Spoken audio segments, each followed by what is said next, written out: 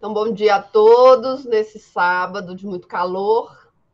Hoje nós vamos começar a falar sobre a jurisdição e a competência da Justiça do Trabalho. Eu não vou entrar muito no assunto, porque é um tema que eu quero tratar com a turma cheia. Hoje a nossa sala está bem reduzida, não é? Eu só vou começar o assunto, tá bom? Nós só vamos começar, então, jurisdição, vamos falar o que é jurisdição, o que é competência, como que a jurisdição ela está organizada, como que nós dividimos essa nossa competência. Então, hoje nós vamos falar sobre isso, tá? Como que nós resolvemos os conflitos? Como que nós resolvemos conflitos? Nós temos três formas de resolver conflito. A primeira é aquela que existia antigamente, não é? Olho por olho, dente por dente. Então, se alguém ia lá na minha terra, roubava um gato meu, um bezerro, eu ia lá no lugar, resolvia o bezerro, pegava o bezerro de volta, não era assim? Às vezes eu resolvia as coisas na porrada, não era na lei do mais forte, o mais forte vence. Esse tipo de resolução de conflitos em que eu uso a força é o que nós chamamos de autotutela. Autotutela. É aquele que eu vou resolver tudo na base de quem é o mais forte.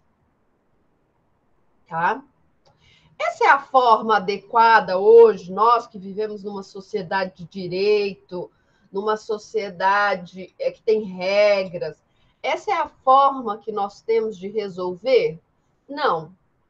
Nós podemos resolver também pela autocomposição. A autocomposição é quando eu ligo para o vizinho e falo: ô vizinho, poxa, você está fazendo barulho, não é?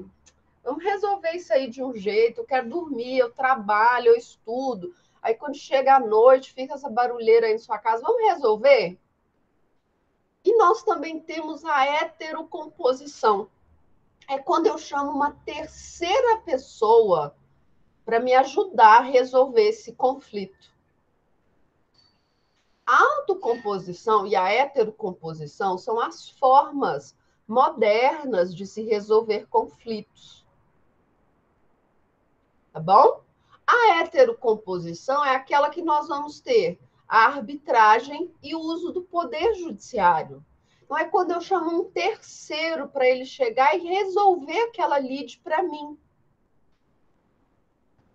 Então, você liga para o seu vizinho, ó, não está surgindo efeito, você pede, você reclama com o síndico, nada dá certo. O que, que você faz? Você ajuiza, então, essa demanda no Poder Judiciário. Então, você vai pedir para que uma terceira pessoa resolva aquela lide para você.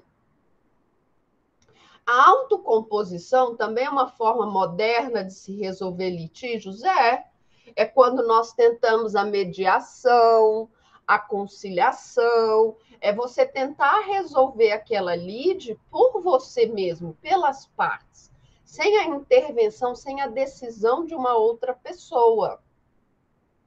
Na heterocomposição, então, eu vou ter essa arbitragem, o poder judiciário. E como é que o poder judiciário ele vai atuar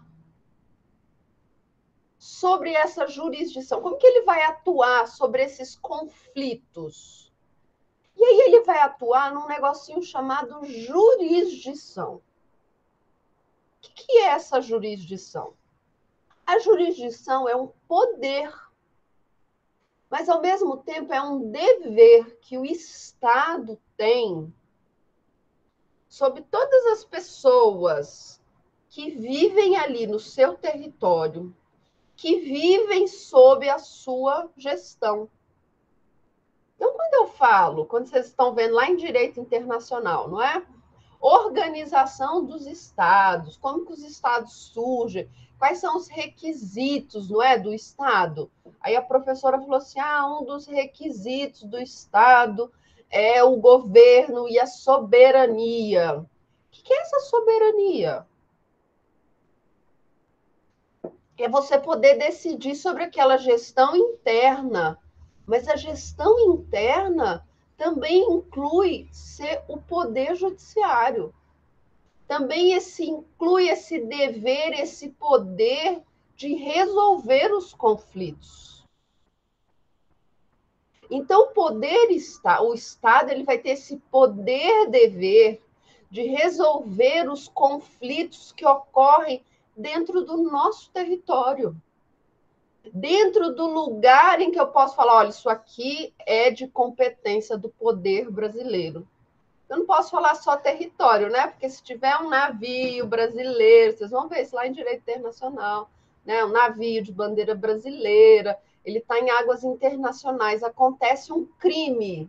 Quem é responsável? O Brasil. Então, a jurisdição é o que nós vamos chamar desse poder-estado, esse poder-dever que o Estado tem para realizar a heterocomposição, para poder resolver os conflitos e a sua decisão ser válida. Então, a nossa jurisdição ela vai ser em cima de todo o território brasileiro, vai ser em cima de todos os navios, aeronaves de bandeira brasileira em águas internacionais. Então, a nossa jurisdição ela vai ser em cima do Brasil inteiro. A jurisdição ela vai ser, ao mesmo tempo, um poder, tá bom? Por quê? Porque a decisão que o Estado toma, ela não é força de lei? Ela é lei, não é? Se transitou em julgado aquela decisão, ela é definitiva? Ela é a regra entre as partes? É. Então, ela é lei. Ela é poder. Mas essa jurisdição, ela também é função. De quê? De fazer valer a ordem pública. De fazer com que as partes obedeçam à lei. E ela também é uma atividade, tá bom? Que é uma série de atos e manifestações ordenadas que vão gerar um direito, que vão gerar também um processo. Ok? Então, o que é a jurisdição? É a forma como nós temos de resolver os conflitos na base da heterocomposição, em que eu vou ter o poder judiciário agindo. E onde o poder judiciário ele vai poder agir? Ele vai poder agir onde o Brasil detém esse poder-estado. Então, onde o Brasil detém esse poder-estado? Vamos imaginar, então, o nosso mapa do Brasil, não é? Onde o Brasil detém o poder-estado? Todo o nosso país. Ah, lá nas fronteiras, bonitinho, está ali o poder-estado. A nossa jurisdição. Beleza? Então, a nossa jurisdição é isso. Quais são as características dessa jurisdição? Vira e mexe, isso cai em prova. Né? Vira e mexe, cai em prova. A primeira característica é a unicidade, unidade. Gente, a jurisdição é una. A jurisdição é uma só. E essa jurisdição, essa heterocomposição, que é feita pelo Poder Judiciário, ela vai ser resolvida por quem? Exclusivamente por juízes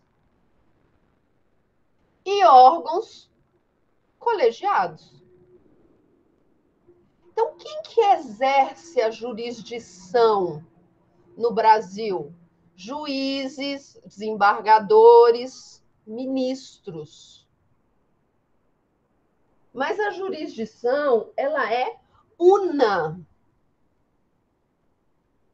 Se a gente for lá, a gente vai perceber essa jurisdição una naqueles lugares bem pequenininhos que às vezes só tem um juiz, não é assim? Nós vimos na aula passada esse mesmo juiz, lá daquela cidadezinha pequenininha, ele vai ser o juiz que vai atuar na área civil, não é assim? Ele vai atuar na área criminal. se não tiver jurisdição trabalhista, ele vai ser o juiz do trabalho naquela região, ele vai ser o juiz eleitoral. Não foi isso que nós vimos? Por quê? Porque ali ele detém toda a jurisdição. Ele detém esse poder Estado para naquele local, é o juiz uno isso, para naquele local ele exercer esse poder dever do Estado. Agora, imagine numa cidade grande. Imagina Lusiânia, que é uma cidade grande, Valparaíso. Vocês acham que um juiz só ele consegue fazer tudo? Ele consegue ser o juiz da vara civil, ele consegue ser o juiz da vara criminal, ele consegue ser o juiz da vara do trabalho, ele consegue ser o juiz eleitoral? Numa cidade grande, ele consegue fazer isso? Não. Então, para facilitar a atuação da jurisdição, o que nós vamos falar? A jurisdição vai deixar de ser una? Não. Vai deixar de ser uma unidade? Não. O que vai acontecer? Eles vão organizar essa jurisdição de uma forma em que eu vou atribuir para aquele juiz uma determinada competência. Então, olha, como aqui Valparaíso é uma cidade grande, a gente sabe que tem muitos problemas, não dá para deixar tudo na mão de um só juiz, não é? Então, o que nós vamos fazer? Nós vamos dividir, nós vamos pegar essa jurisdição e vamos organizar essa jurisdição para que o juiz daquela vara fique responsável por matéria de direito de família, o juiz daquela outra vara fique responsável pelas matérias criminais, aquele outro juiz fique responsável por matéria trabalhista, aquele outro juiz fique responsável por matéria eleitoral. Então, imagine num lugar onde a jurisdição é muito, onde você tem muita gente. Tem como o juiz uno, o juiz singular fazer tudo? Não tem, coitado, não é? Não dá conta. Então, o que nós fazemos com essa jurisdição? Nós vamos repartir essa jurisdição. Nós vamos dar um pouquinho dessa jurisdição, que é una, para cada juiz. Nós vamos organizar a justiça. E nós vamos fazer isso chamando de competências. Então, eu vou pegar aquele juiz ali e vou falar: olha, você vai ter a competência de mexer com matéria de direito de família. Você, outro juiz aqui, vai ter a competência de mexer com direito do trabalho. Você, outro juiz aqui, vai mexer com direito penal. Então, a jurisdição, ela é una. Mas por uma questão de organização, eu vou poder pegar parcela dessa jurisdição e dar para cada órgão do Poder Judiciário. Isso é o que nós chamamos de competência. A outra característica da jurisdição é a secundariedade. O que é isso? Gente, o Poder Executivo, ele só vai se manifestar se ele for provocado. Tá bom? Só vai se manifestar se ele for provocado. Se ele não for provocado, ele vai fazer alguma coisa? Não. Eu estou brigando com o meu vizinho porque o meu vizinho está fazendo barulho. Se eu não for lá ajuizar uma ação no Poder Judiciário, o Poder Judiciário, a jurisdição, vai poder fazer alguma coisa? Você acha que vai ter um médium lá em cima do Poder Judiciário, né? Atuando lá na jurisdição, falar: tem um problema ali, vai ter outro problema ali. Não. O Poder Judiciário, ele precisa ser provocado para que nós tenhamos a aplicação do poder-dever. Para eu poder ter a minha lide resolvida lá no Poder Judiciário, eu preciso provocar o Poder Judiciário. A outra característica da jurisdição, gente, a imparcialidade. Não é? A imparcialidade é fundamental para que nós tenhamos uma jurisdição sadia. Senão ela vira uma jurisdição viciada. Imagina se nós tivéssemos uma justiça do trabalho só pró-trabalhador, que já fosse viciada para o trabalhador. Então, o que ia acontecer? Bastava entrar na justiça, todo trabalhador ganhava, não era? Mas nós precisamos de uma justiça o quê? Imparcial. Por quê? Porque eu preciso resolver a lide de acordo com as normas jurídicas. Não é para beneficiar um em detrimento do outro, é para beneficiar, é para resolver aquele conflito com base na ordem jurídica. Tá bom? Substitutividade. Gente, uma vez que eu provoquei o poder judiciário, eu vou ter de aceitar o resultado, não é? É. Por quê? Porque a jurisdição ela vai substituir, então, a atuação das partes na solução daquele litígio. O que é isso? Lembra que eu mostrei aqui no primeiro slide que nós temos a autotutela, a autocomposição e a heterocomposição? Na hora que eu escolho a atuação do poder judiciário aqui na heterocomposição, eu estou abrindo mão, por exemplo, de resolver os meus problemas com base na porrada.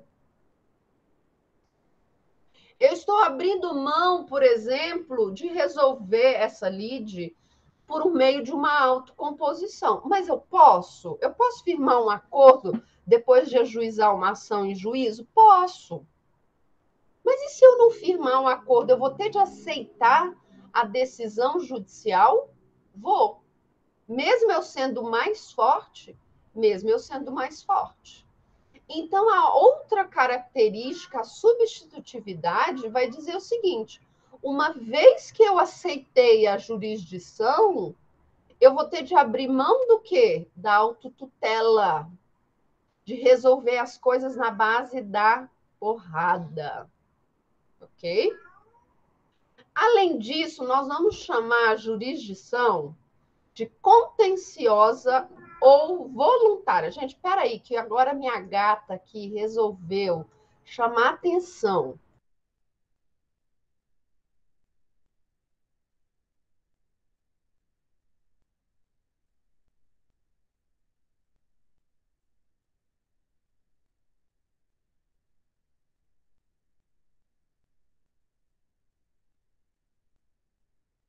Pronto, ela quer participar da aula também, pessoal. Fala, Coquinho, fala oi para os alunos da POF. Fala. Vamos lá, então. O que é essa jurisdição contenciosa e o que é a jurisdição voluntária? Isso é uma forma que nós temos para dividir, ok? A nossa jurisdição, não é para classificar aqui a nossa jurisdição. Na jurisdição contenciosa, eu tenho um conflito. Eu tenho partes opostas para resolver aquela lide. Então, imagina a história aqui do meu vizinho, não é? História aqui do meu vizinho, que está fazendo barulho, está me incomodando. Eu vou ajuizar uma ação para ele parar de fazer barulho, não é assim? Eu vou fazer isso como? Por meio de uma ação contenciosa. Então, eu vou colocar o meu vizinho no polo passivo da ação. Porque existe um conflito. Mas também existe aquelas situações jurídicas em que não há conflito, mas que eu preciso da atuação do poder judiciário para validar aquela minha ação. Então, imagina que eu fiz um acordo, eu trabalhava num lugar, eu trabalhava lá na, deixa eu ver um lugar bem legal, que tem muito dinheiro, né? Ambev. Digamos que eu trabalhava na Ambev, a Ambev não me pagou, e aí resolvemos fazer um acordo. A Ambev vai me pagar tudo em cerveja. Tá? Vai me pagar o que me deve em cerveja. Eu concordei. Imagina, churrascada todo fim de semana, não é? Churrascada, cerveja, doidado, para poder fazer cerveja para os colegas. Colega tá bom, não é? Pois é, vou receber em cerveja. Eu estou satisfeita com esse meu acordo. Eu posso levar isso ao Poder Judiciário, para o Poder Judiciário só ratificar, só dar validade para esse acordo que eu firmei fora do Poder Judiciário? Posso. Na jurisdição voluntária, eu não tenho briga. Eu não tenho mais o conflito, mas eu preciso do Estado validando aquela atuação, validando aquela decisão. Sabe algo que é voluntário? Acordo, acordo, né? Algo que é voluntário, divórcio consensual. O divórcio consensual, ele é jurisdição voluntária. Existe briga no divórcio judicial? No divórcio consensual? Não. As partes já não estão de acordo com aquela decisão? Estão. Eu preciso do Estado atuando ali para quê? Para falar, olha, realmente esse acordo aqui, ele é válido, vou homologar o acordo, vou declarar as partes divorciadas. Então, a nossa jurisdição, essa atuação do Estado nos conflitos, ela vai se dar de forma contenciosa ou voluntária. Contenciosa, quando a briga ainda existe, e voluntária, quando as partes elas já estão resolvidas contra aquele assunto, com relação àquele assunto, eu só preciso do Estado para chancelar aquela decisão, ok? Então, o divórcio consensual, às vezes a homologação de um acordo extrajudicial, um acordo trabalhista, isso tudo vai fazer parte aqui da nossa jurisdição voluntária. Competência, então. O que é a competência? Tá? O que é a competência, então? A competência é essa medida, essa parcela daquela jurisdição que foi dada a cada órgão judicial. Tá?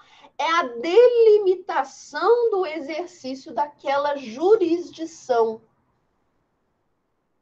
Lembra que na aula passada eu disse para vocês que a nossa justiça ela estava organizada em comum e especial? Na aula passada eu falei isso, não foi? Eu disse para vocês, olha, a nossa justiça, ela está organizada aqui, não é? Numa justiça comum e especial. Olha só, aqui nós vamos ter a justiça, que eu também posso chamar de jurisdição. Tá bom? Vocês estão vendo aqui? Então, né? Jurisdição, eu também posso chamar de jurisdição. Para organizar a nossa jurisdição, imagina, o Brasil é um país enorme. Imagina se todo juiz tivesse que julgar direito civil, direito penal, direito eleitoral, direito militar. Imagina se ele tivesse que fazer esse direito do trabalho. Coitado do juiz, não é? Ninguém ia querer ser juiz aqui no Brasil. Ia ter os doidos. Então, o que nós fazemos com essa jurisdição, essa justiça? Nós vamos repartir essa jurisdição de uma forma que fique mais organizada. Ok? E aí, como que nós dividimos a justiça brasileira? Em duas. Naquela justiça que nós vamos chamar de justiça comum e naquela justiça que nós vamos chamar de justiça especial.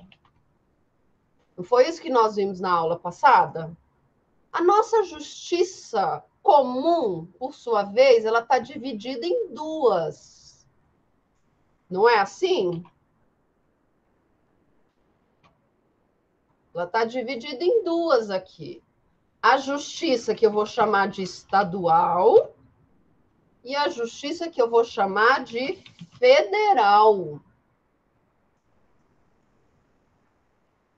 Não é desse jeito? Já a justiça especial, eu vou organizar ela de três maneiras: trabalho, direito do trabalho, direito eleitoral, direito militar. Então, o que eu estou fazendo aqui? Organizando a minha justiça. Não é desse jeito? Eu não estou organizando a minha justiça brasileira? E eu estou fazendo essa organização com base em quê? O que é a justiça comum federal? Qual é a instituição que vai fazer parte aqui, seja no polo ativo ou no polo passivo? A União. Então, eu estou dizendo que, na maioria dos casos em que a União figurar no polo passivo ou ativo, eu vou ter de remeter essa minha ação para a Justiça Federal.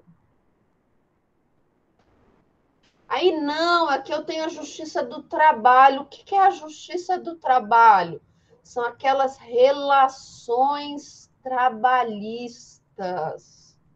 Então, tudo que tem a ver com a relação trabalhista vai ser de competência aqui da Justiça do Trabalho.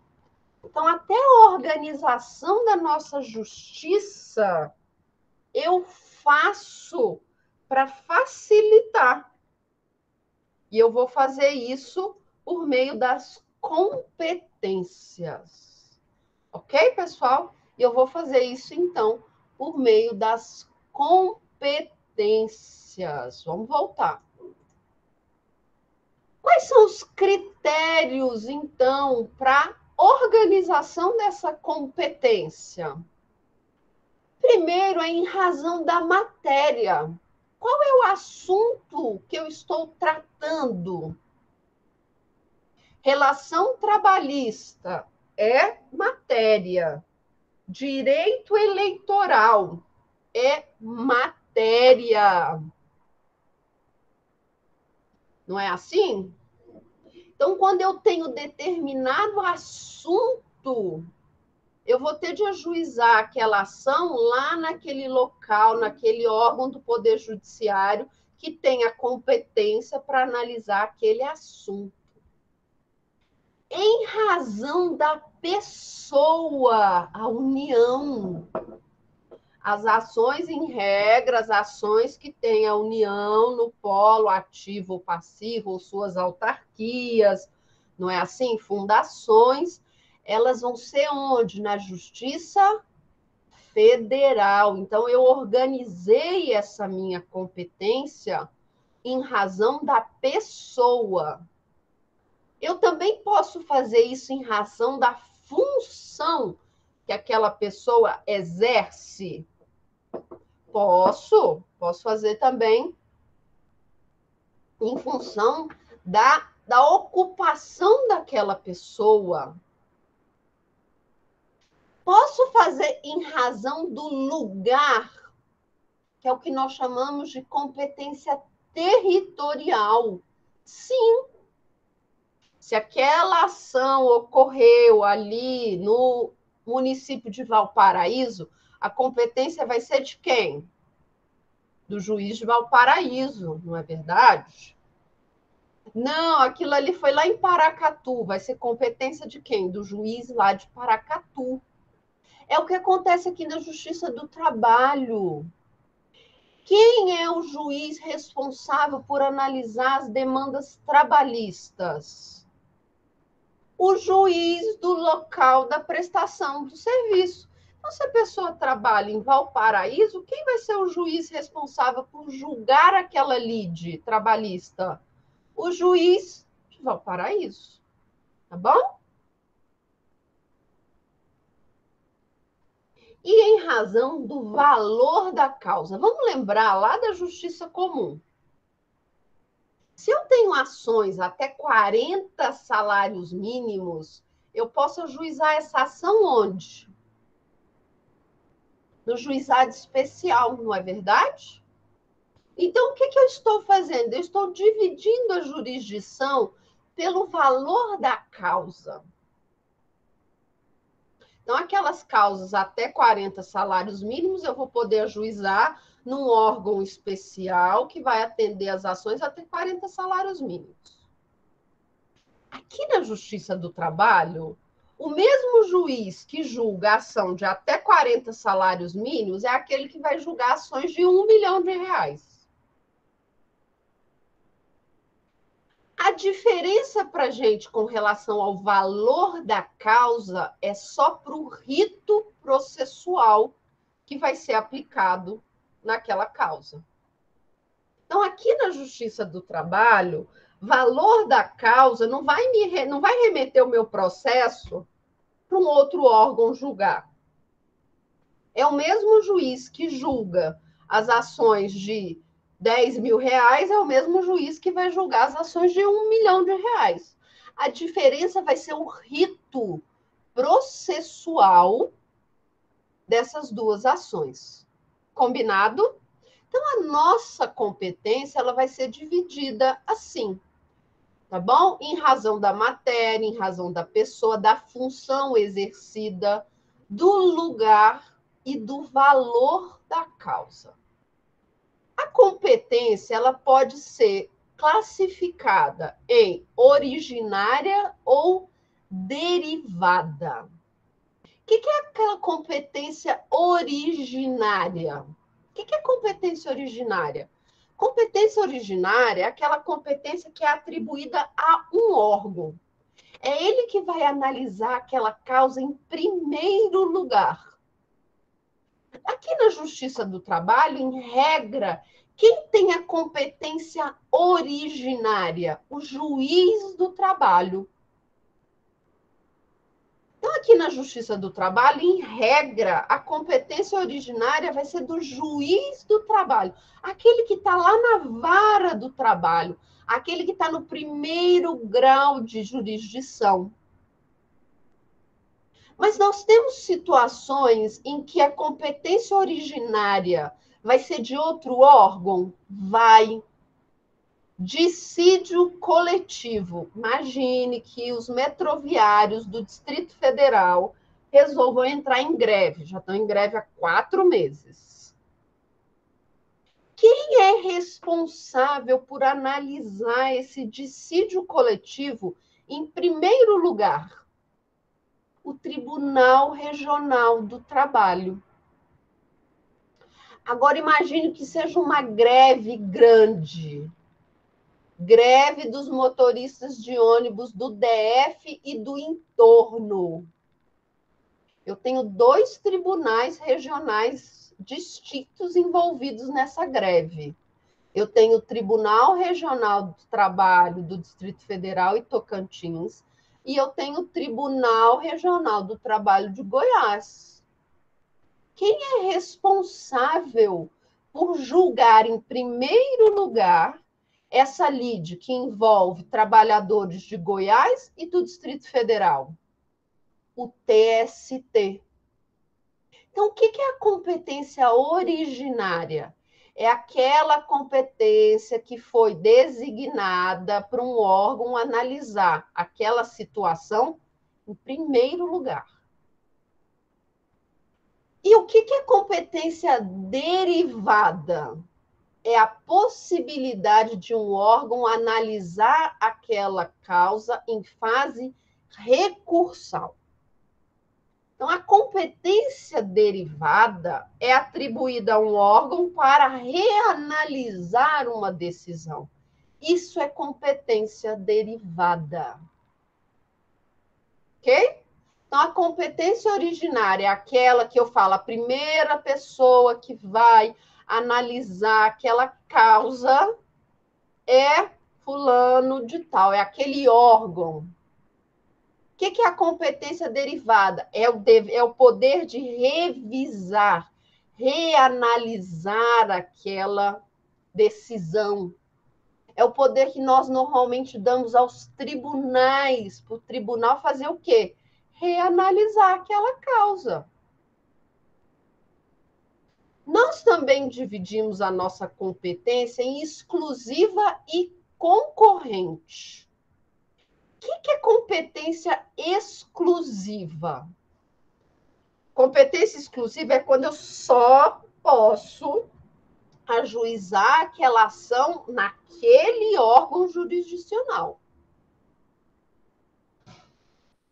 Eu só posso ajuizar aquela ação ali. E o que é a competência concorrente? A lei vai me dar opções. Olha, você pode ajuizar perante tal órgão ou perante outro órgão.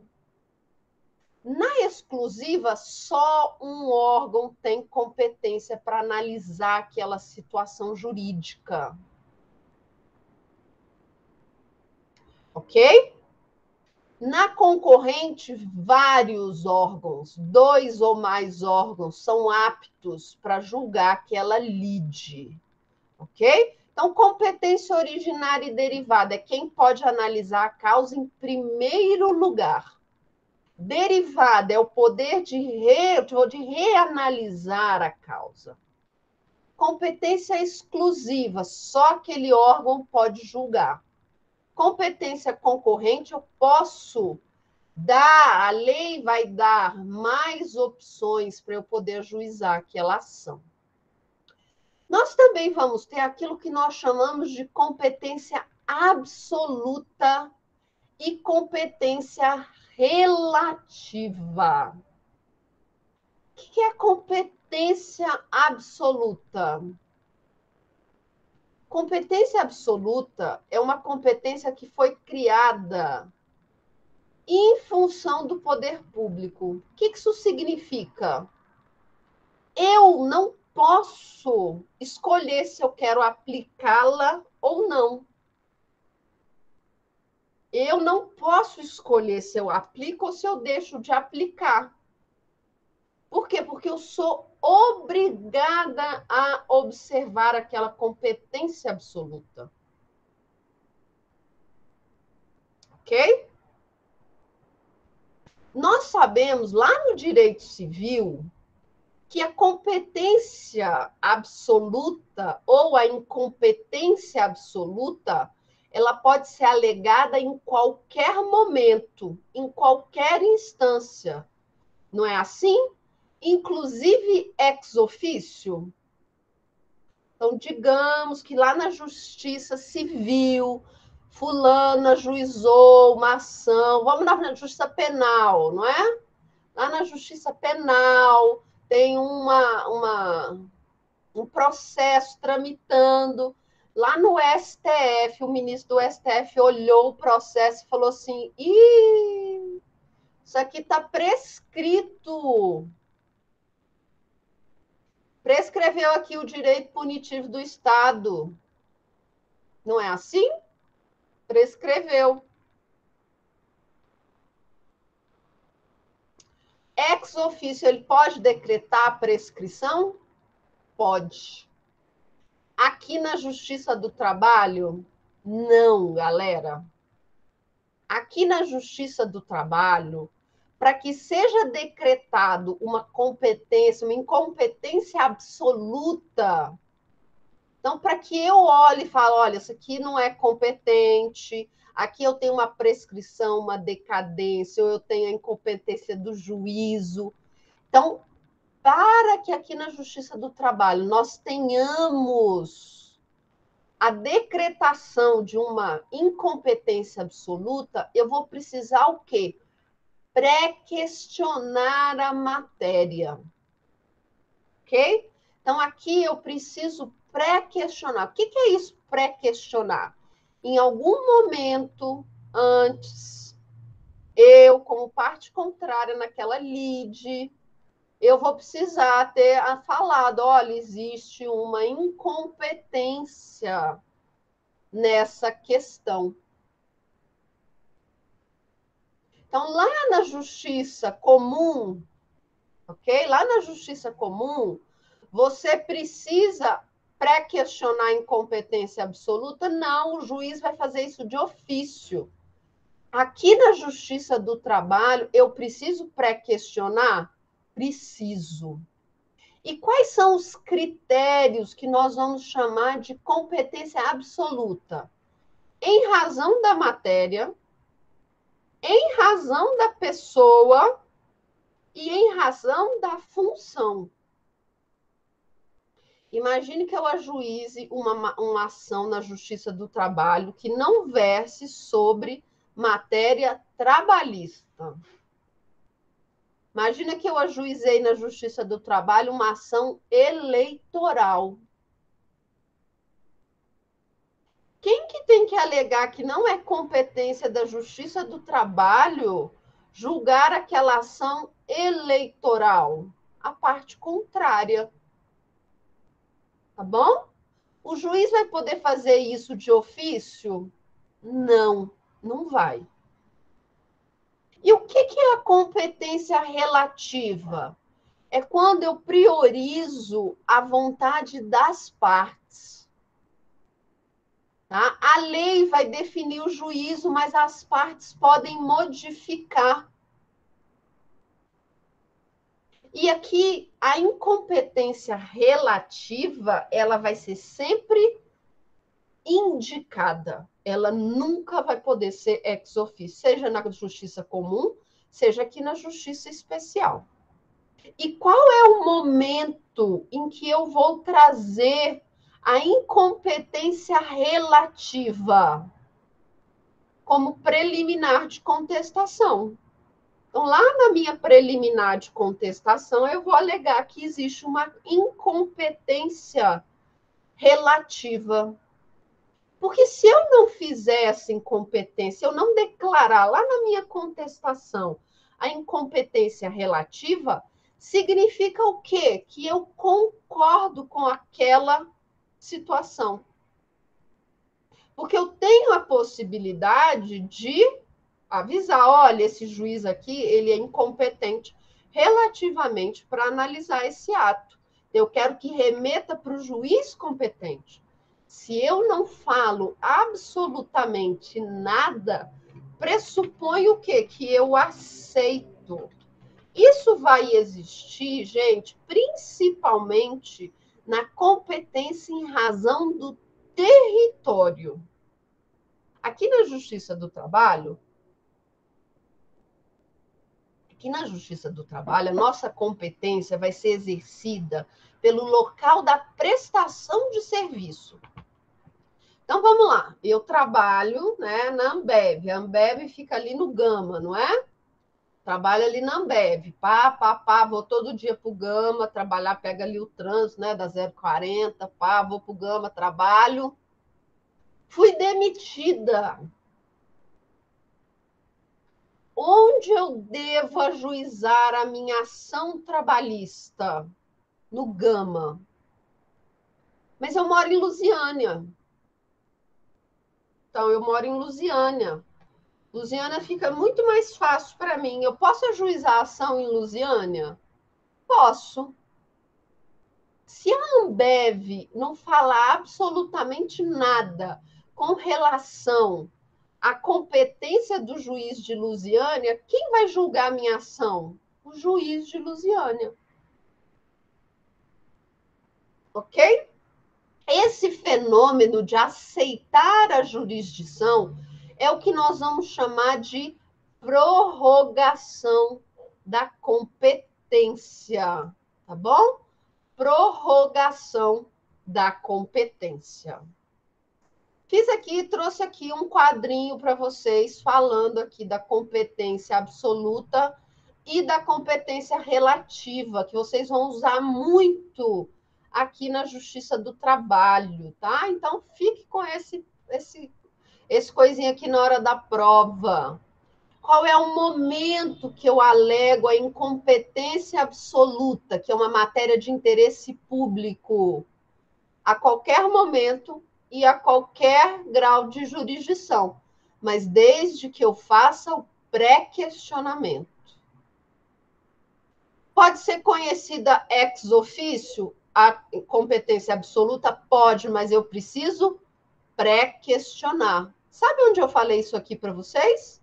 Lembra que quando nós estávamos falando do princípio da non reformatio impejus, que eu disse que aqui na Justiça do Trabalho você não pode reduzir a sentença para prejudicar a parte, se só ela recorreu, a não ser que seja matéria de ordem pública, mas matéria de ordem pública aqui na Justiça do Trabalho precisa ser pré-questionada. Então, eu preciso pré-questionar a matéria. Se eu não pré-questionar essa matéria, não pode ser declarada ex officio. Qual é a forma, não é, de fazer essa alegação da competência absoluta? Na contestação, em qualquer petição, pode ser nos embargos declaratórios, ou oralmente durante a audiência. Ela pode ser modificada, essa competência absoluta? Não. Ela gera uma nulidade absoluta e pode ser objeto de ação rescisória. E a competência relativa, quando age no interesse privado? Eu só posso falar dessa incompetência relativa na minha contestação. Não vai ser reconhecida ex officio, deve ser na contestação, e ela pode ser modificada? Pode, é o que nós vamos falar agora, da prorrogação, da conexão e da contingência. Gera uma nulidade relativa e não pode ser objeto de ação rescisória. O que é prorrogação da competência? Ajuizei a minha ação, então, trabalhista. Eu moro em Lusiânia, ajuizei minha ação em Lusiânia, mas eu trabalhava lá no Gama. Qual é o juiz competente para julgar a minha ação? Segundo a CLT, o juiz do Gama. Tá? É o juiz do Gama que é competente para julgar a minha ação. Mas eu ajuizei a ação aqui em Valparaíso, aqui em Lusiânia, que é mais perto da minha casa. A Ambev falou alguma coisa? Não, a Ambev aceitou. O que isso significa? Que a partir daquele momento que a Ambev nada falou, a partir daquele momento que a Ambev ficou inerte com aquele assunto, ela aceitou a competência do juiz de Lusiânia. Foi uma prorrogação da competência. O juiz de Lusiânia, ele passa a ser o juiz competente para analisar aquela questão. Lá na frente, a Ambev vai poder falar: esse juiz é incompetente porque a ação tinha que ser ajuizada. Lá no Gama, não. Se o juiz não fala absolutamente nada, pressupõe, se a parte contrária não falar absolutamente nada, pressupõe, então, que ela concorda com aquela situação. Ok? Foro de eleição. O que é o foro de eleição? Você está lá, você fez um contrato bonitinho, e aí você coloca lá na última cláusula do seu contrato: as partes elegem o foro de Valparaíso para dirimir quaisquer questões. Não é isso que nós fazemos nos nossos contratos? que é o foro de eleição? É eu estabelecer, então, um local em que eu vou ajuizar aquela ação. Aqui na Justiça do Trabalho, não vale o foro de eleição, tá? Não vale o foro de eleição. Nós vamos ter também a conexão. Conexão e a continência são duas situações em que vão atrair processos semelhantes. Na conexão, eu tenho duas ou mais ações com o mesmo pedido e a mesma causa de pedir. Então, o que eu vou fazer com esses processos? Eu vou trazer esses processos para um só julgador. Para quê? Para que ele dê uma decisão e que essa decisão seja igual para todos. Imagina que a Ambev demitiu todo mundo. Todos os funcionários, então, da Ambev resolvem ajuizar ações trabalhistas contra a Ambev.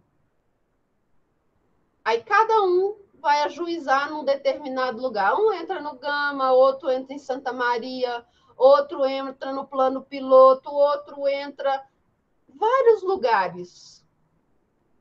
O que é que o tribunal vai fazer? Vai reunir essas ações todas em um único julgador para que ele dê uma decisão e essa decisão vai ser igual para todo mundo, para evitar decisões diversas. Isso é o que nós chamamos de conexão. Já na continência, eu tenho as mesmas partes. A causa de pedir é idêntica, mas um pedido é maior que o outro. Então, eu reúno essas duas ações, que eu tenho as mesmas partes, e decido sobre elas.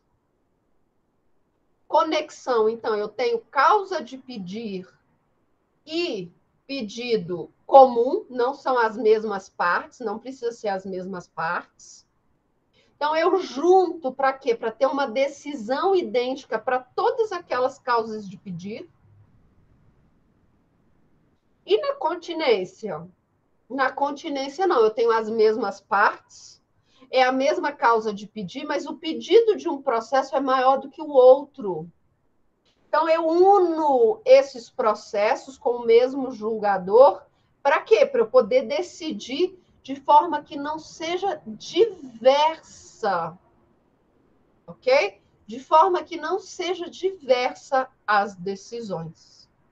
Então, é assim que a nossa competência e a nossa jurisdição, elas estão organizadas aqui no Brasil, tá?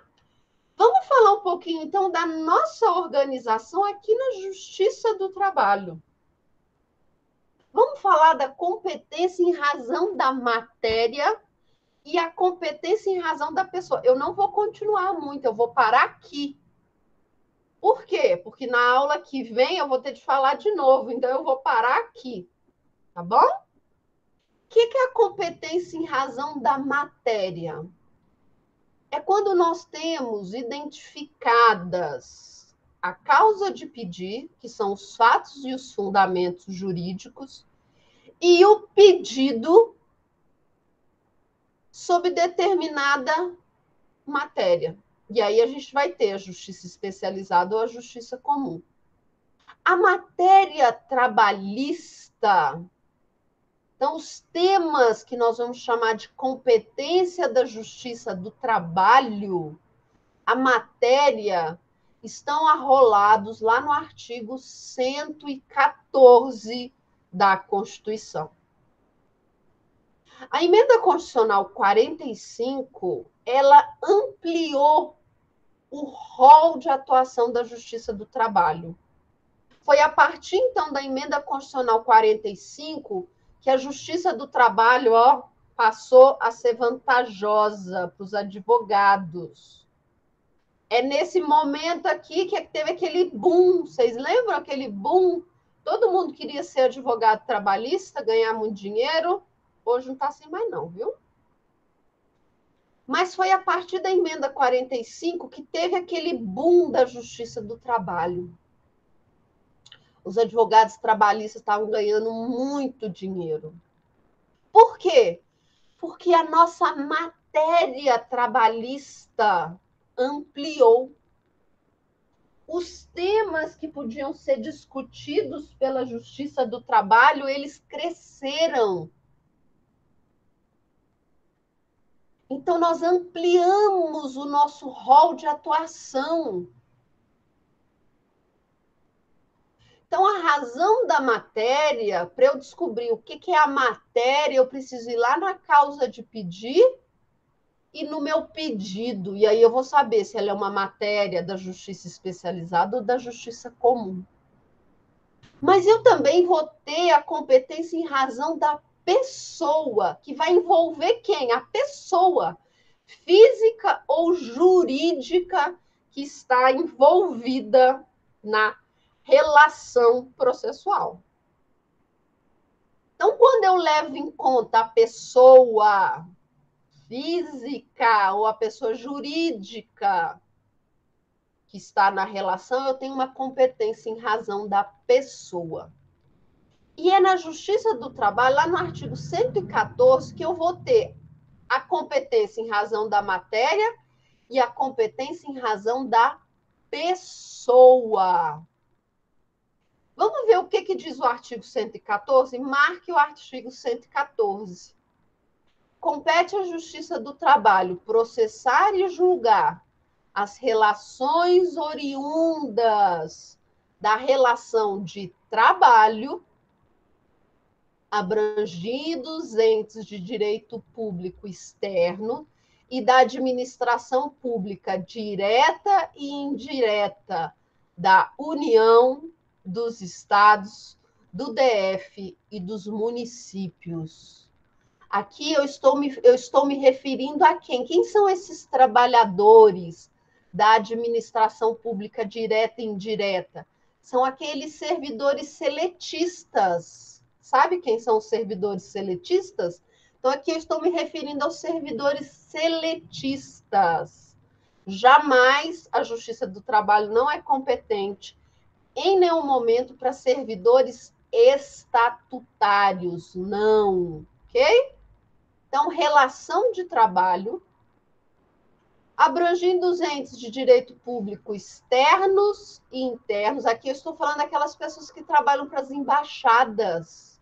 É o motorista, é a secretária bilíngue, é a chefe de cozinha, tá bom?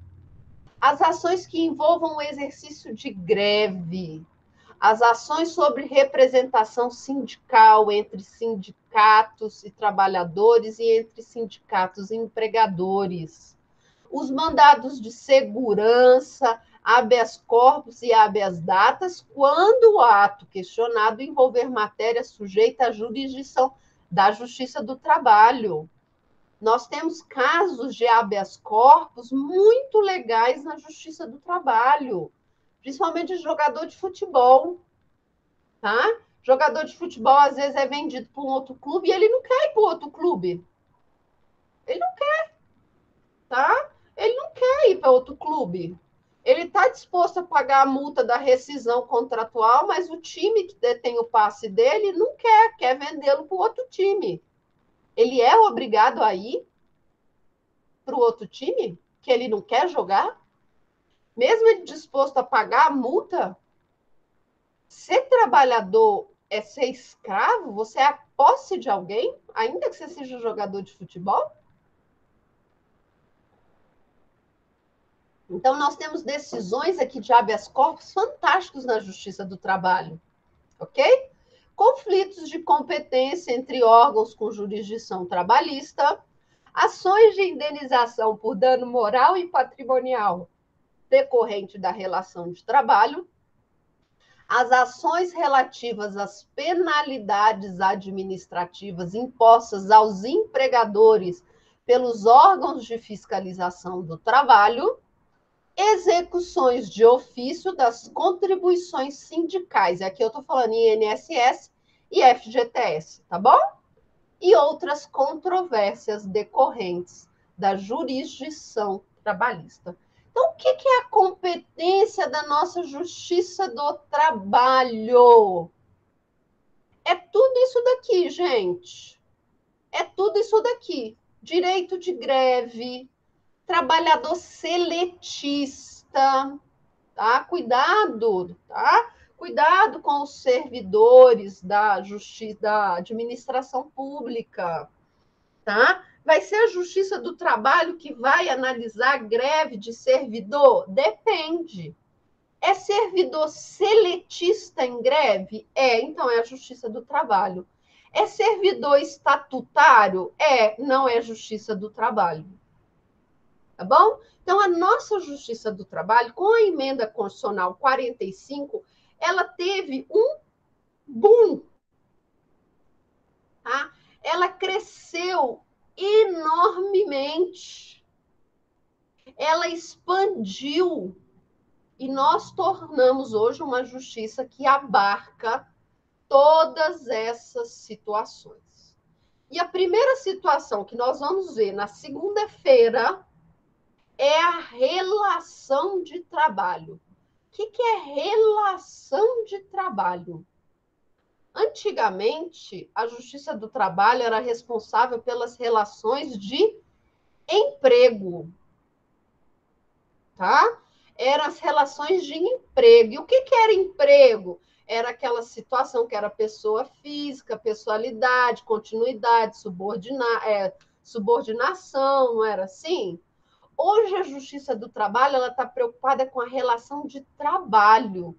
E a relação de trabalho vai envolver aqueles que são chamados de empregados, aqueles que são trabalhadores autônomos, aqueles que são trabalhadores eventuais, aqueles que fazem trabalho voluntário, trabalhador avulso e o estagiário, tá bom? Então, a nossa Justiça do Trabalho ela ampliou demais o nosso rol, principalmente com a emenda constitucional 45. Alguma dúvida, pessoal, com relação, então, à jurisdição e competência? Tranquilo, professora. Tranquilo, não é, Jordão? Então, na próxima aula, não vou estender mais ninguém, né? Porque hoje é sábado.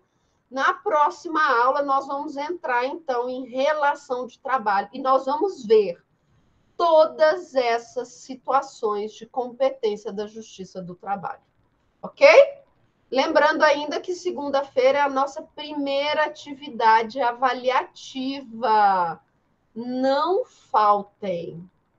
Combinado, pessoal? Não faltem.